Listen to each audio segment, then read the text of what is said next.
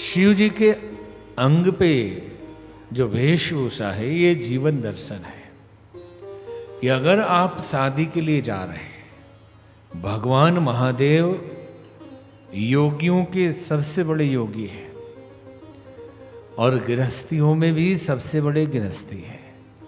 तो अगर गृहस्थी में जाना है तो शिव जी के दूल्हे रूप का स्मरण करके जाए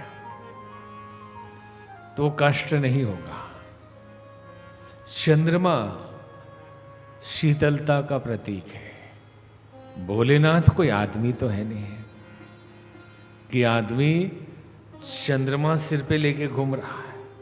अगर चंद्रमा भोलेनाथ के भी सिर पे रख दे और कभी भोलेनाथ करवट बदले तो भौगोलिक स्थिति बदल जाएगी। ये शीतलता का प्रतीक है। गंगा जी मस्तिष्क से बह रही है और एक बार भोलेनाथ इस करवट से उस करवट हुए तो गोमुख से निकलना छोड़कर गंगा गंगा सागर से निकलने लगेगी। ज्ञान गंगा हमेशा प्रवाहित होती रहे, मस्तिष्क से ये भाव है। गरल कंठ विष उनके गले में है कि जहां अमृत और विष बांटा जा रहा हो वहां अमृत दूसरों को बांटकर जो स्वयं विष पी लेता है वही शिव है। तो कहेंगे कि हम कैसे विष पी लें? आपको हम जहर पीने के लिए नहीं कह रहे, दूसरों के लिए उदारता और अपने लिए कठोरता, कि जहां जरूरत हो, दूसरे कष्ट में हो तो उनको हम सहयोग करें। नहीं, पहले हम अपना करेंगे, छोड़ो दुनिया जाए भाड़ में। लोग पहले का जमाना था, बस में बैठे तो जो बुजुर्ग है, महिला है, उनको पहले बिठा देते थे, खड़े खड़े आ जाते थे। अभी तो हटेगा ही नहीं आदमी, या बुजुर्ग है तो हम क्या करें। तो दूसरों के लिए उदारता और अपने लिए कठोरता, ये जहर पीना है। और इस दुनिया में एक इंटरव्यू हो रहा था, तो इंटरव्यू में नौकरी के लिए इंटरव्यू देने आए थे विद्यार्थी। विद्यार्थी पूछते थे कि काम क्या करना पड़ेगा, कितना पैसा मिलेगा। तो बोले काम 24 घंटे का है। तो छुट्टी कितनी रहेगी? छुट्टी एक दिन भी नहीं है। तो खाना पका के मिलेगा? बोले नहीं, खाना भी खुद पका के खाना है। और सैटरडे संडे? तो बोले उस दिन ज़्यादा काम रहेगा। ऐसे और तनख्वाह? बोले पैसा नहीं मिलेगा। तो बोले पागल ही होगा जो ऐसी नौकरी करेगा कि 24 घंटे काम करना, छुट्टी के दिन अधिक काम करना और कोई पैसा भी ना मिले, तो कोई नहीं कर सकता ये काम। तो फिर उन्होंने बताया कि एक व्यक्ति है जो ये काम करता है। आप लोगों को पता है? माँ करती है। माँ ये काम करती है कि कोई पैसा भी नहीं लेना, 24 घंटे काम करना, छुट्टी के दिन कपड़े भी धोना, मेहमान आ गए तो उनके लिए भी खाना पकाना, और बच गया तो खाना, सबको खिला के आखिरी में खाना।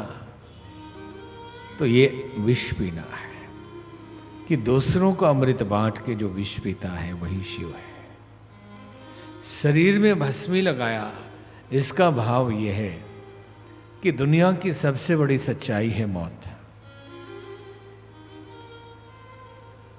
हर आदमी बौद्धिक दृष्टि से जानता है कि मौत आने वाली है, हम एक दिन यहां से चले जाएंगे।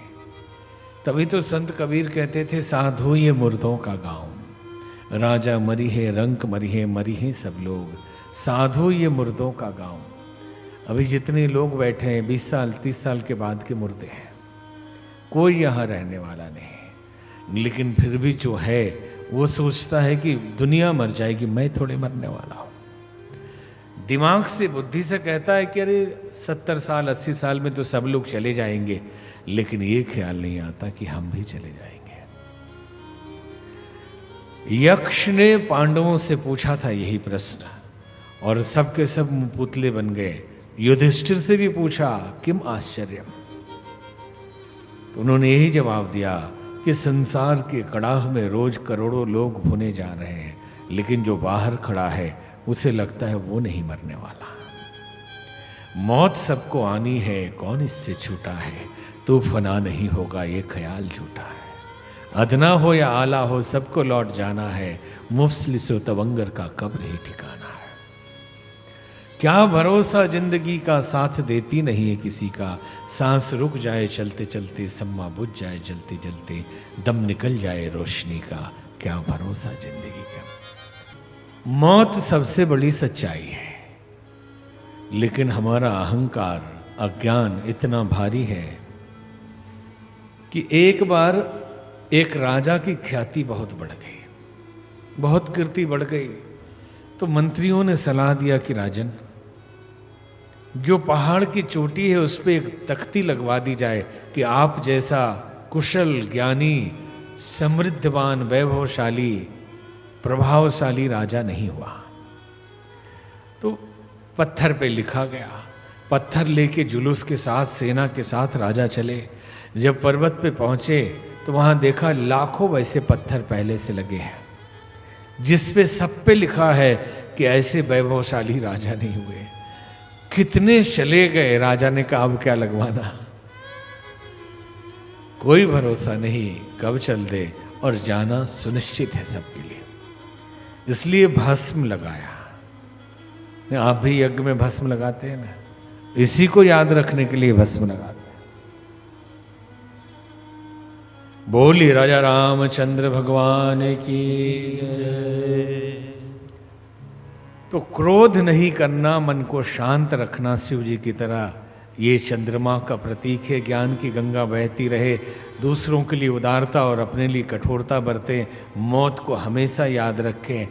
और दुनिया दुश्मन को भगाती है, मित्र को गले लगाती है, और आप दुश्मन को भी गले लगाए। ये सांप है, ये सांप इसीलिए कि दुश्मन को भी गले लगाए।